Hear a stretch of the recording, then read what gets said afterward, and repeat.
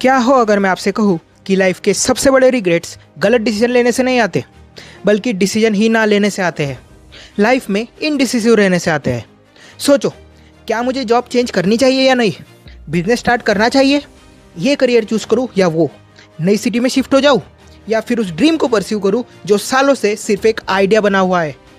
Most लोग सोचते हैं कि सक्सेसफुल लोगों को हमेशा पता होता है कि सही डिसीजन क्या है, लेकिन सच ये है कि उन्हें भी नहीं पता होता। कई बार वो भी इनकम्प्लीट इन्फॉर्मेशन होने के बाद भी डिसीजन लेते होंगे। डिफरेंस सिर्फ इतना है, वो सर्टेनिटी का वेट नहीं करते, वो एक इम्पॉर्टेंट बात समझते हैं कि लाइफ में गोल परफेक्ट डिसीजन लेना नहीं है। गोल है एक अच्छा डिसीजन लेना और फिर उसे सक्सेसफुल बनाना और फिर उसे सही बनाना। रतन टाटा सर ने भी कहा है कि I don't believe in taking right decisions, I take decisions and then make them right. आज की वीडियो में हम जानेंगे डिसीजन लेना इतना डिफिकल्ट क्यों लगता है, कौन सी मिस्टेक्स हमें ओवर थिंकिंग के ट्रैप में फंसा देती है, और एक सिंपल फ्रेमवर्क जिससे हम बेटर डिसीजंस ले पाएंगे without constantly doubting ourselves. So let's start it. Imagine करो कि हम एक क्रॉस रोड पर खड़े हैं।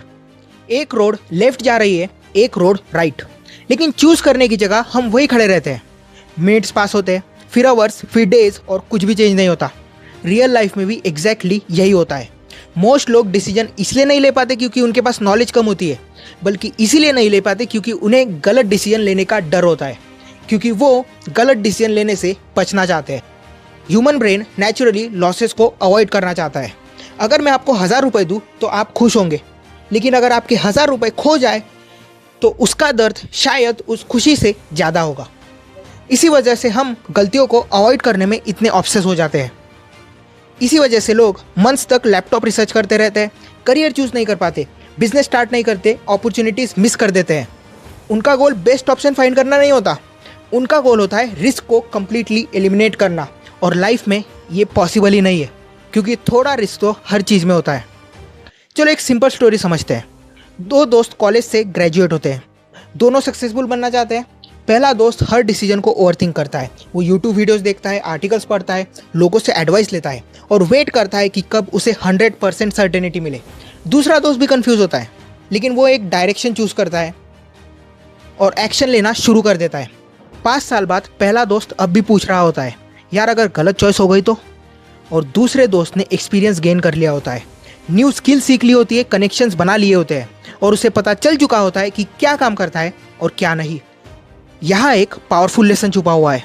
लाइफ के बहुत सारे डिसीजंस सोचने से सॉल्व नहीं होते, वो सिर्फ एक्सपीरियंस से सॉल्व होते हैं, क्योंकि हम मैप को देखते रहकर डेस्टिनेशन पर नहीं पहुँच सकते, उसके लिए चलना पड़ता है। मोस्ट लोग बिलीव करते हैं कि कहीं ना कहीं एक परफेक्ट चॉइस छुपी हुई है, perfect career, perfect business, perfect opportunity, perfect partner. लेकिन रियलिटी में ऐसा नहीं होता। लाइफ में अक्सर मल्टीपल गुड ऑप्शंस होते हैं। प्रॉब्लम यह है कि हम जिस पाथ को चूज नहीं करते उसे अपने माइंड में परफेक्ट बना देते हैं। हमें लगता है शायद वो बेटर होता, क्योंकि वो कहते हैं ना कि the grass always looks greener on the other side. लेकिन हर पाथ के साथ प्रॉब्लम्स आती है। डॉक्टर बनोगे, लॉन्ग ट्रेनिंग और प्रेशर। बिजनेस करोगे, अनसर्टेनिटी और रिस्क। सिक्योर जॉब लोगे, फ्रीडम थोड़ी सैक्रिफाइस होगी। हर चॉइस के साथ ट्रेड ऑफ्स आते हैं। इसलिए गोल परफेक्ट ऑप्शन ढूंढना नहीं है, गोल है उन प्रॉब्लम्स को चूज करना जो हम हैंडल कर सकते हैं, या उन डिसीजंस को लेना जो हमें हमारे लिए सही लगते हो। अब बात करते हैं प्रैक्टिकल सॉल्यूशन की। जब भी कोई इंपॉर्टेंट डिसीजन लेना हो, ये 4 क्वेश्चंस खुद से ज़रूर पूछना।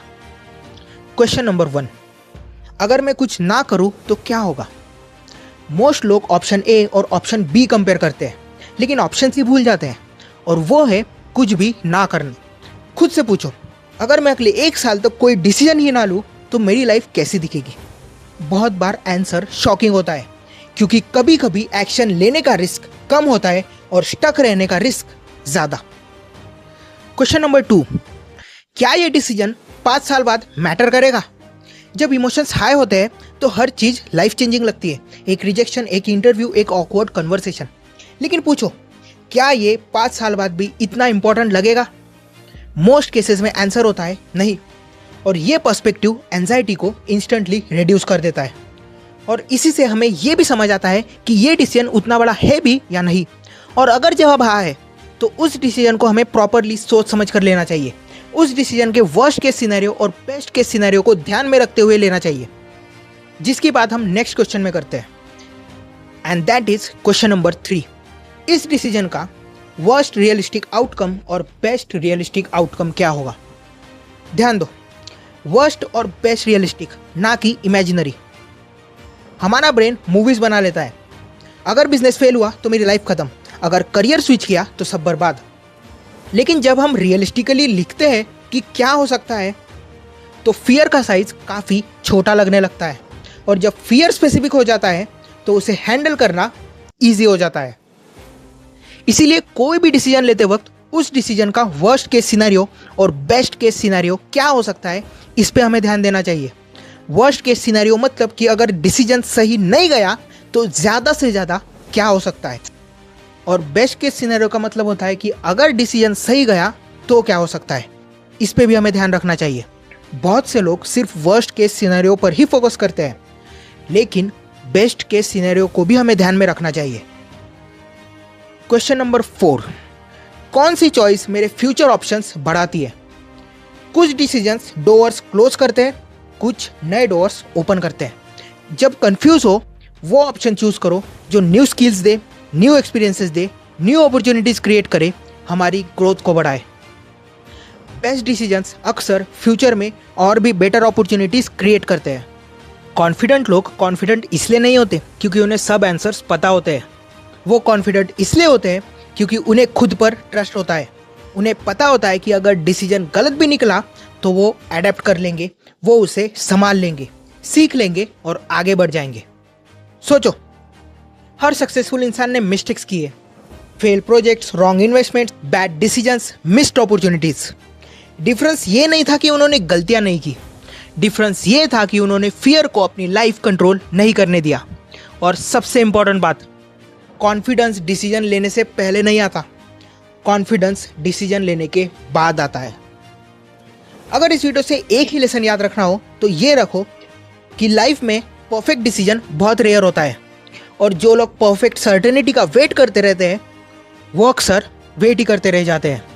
इसलिए अगली बार जब आप किसी डिसीजन में फंसे हो तब खुद से ये मत पूछो कि परफेक्ट चॉइस कौन सी है।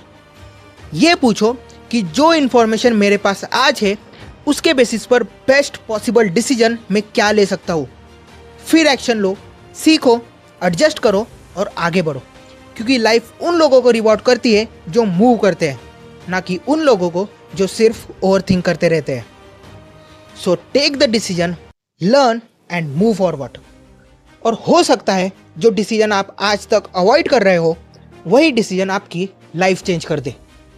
और अगर आप सोच रहे हो कि मैं सही टाइम का वेट कर रहा हूँ या अभी सही टाइम नहीं आया, तो अभी एंड स्क्रीन पर वीडियो आ रही है, stop waiting for the perfect time, start now.